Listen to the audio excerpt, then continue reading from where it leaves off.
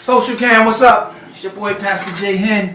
I'm doing this video because I've been getting a lot of calls today, a lot of text messages from some of my members that are asking me, Pastor, what did you think about the show, The SisterHood?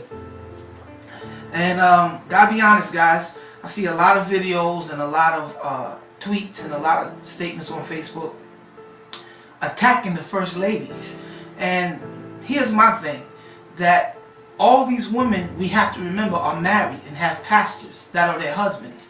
So I don't think that they're doing this show clearly without their pastors and husbands' blessings. So I think that we need to deal with, why are these leaders allowing this type of thing to go on a national scale? It does not make the kingdom at large look any good. To me, it just shows that we still live in a society where people are opportunists and will do whatever, whenever, to get their 15 minutes of fame.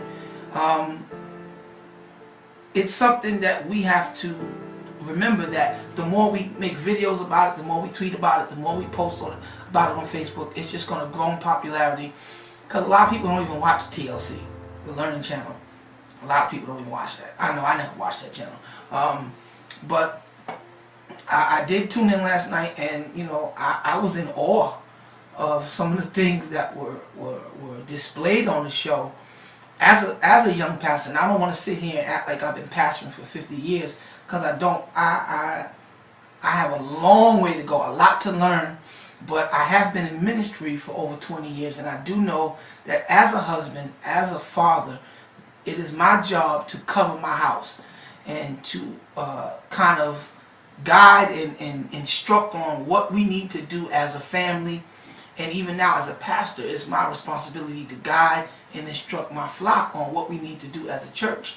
And I think that, you know, this is a clear indication of individuals that want to expose their ministries with the hopes that this will grow their ministries. But we have to remember that there's two types of growth.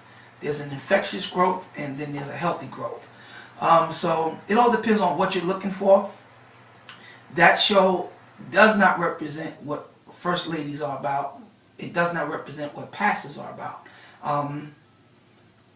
It's something that if we, again, continue to tune in and DVR it and watch and talk about it, make videos on social cam about it, it's just going to grow, because this is the society we live in.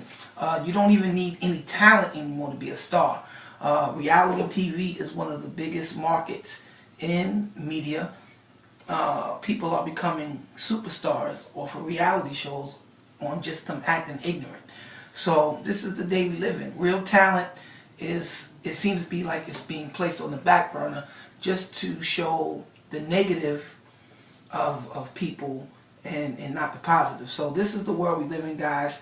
So again, I just want everybody to remember that while I do think the women on the show do need to remember who they are in God, and I know that I would not be pleased as a pastor if my wife was acting like that as a first lady.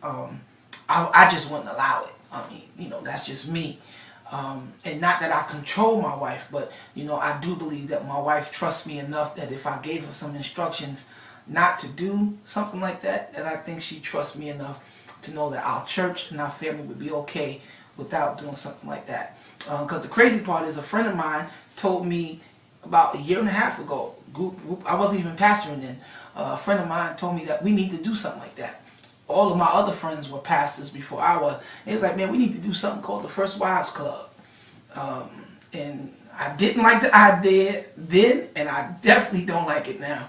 I just think that we as the church need to always try to portray as much positive information that we can about the church. When the truth is, there are negative things that happen inside the church, but I don't think that those things should be glorified. I think that we should glorify God in what we do. I think we should glorify God in our presentation, especially what we allow on social media and on television, different things like that. I think we should always try to present the most positive presentation of the God that we serve. And yes, we are human. Yes, we do have a balance. But things like the sex lesson that the pastor gave the daughter, was it wrong? No. Was it a little distasteful? Yes, because everything that's lawful is not expedient. It was great information what he gave her, but I just think that it wasn't portrayed in the best way. I think it was a bit much to be coming from a leader. That's just my opinion. You have yours, I have mine. But it's definitely a conversation that I think we do need to have with our children. But again, we just got to be real careful, guys, about what we do as kingdom leaders and what we allow our families to do. So, Sisterhood, the show, I really don't feel it. I don't dig it. But because I know the society that we live in, it's going to be a hit.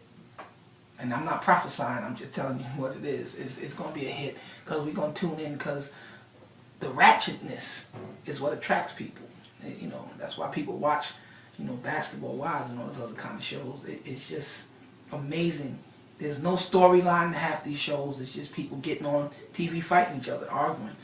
Grown women fighting and arguing, and it's one of the top shows. So, you know, this is the world we live in. Real talent has been given the back seat, and this is what people like now. This is what entertains people. So, to all the first ladies out there, be encouraged and know that those of us that really know kingdom women of God know that this is not a representation of who you guys are. And we just gonna see what happens with this. But again, I don't want to just attack the woman.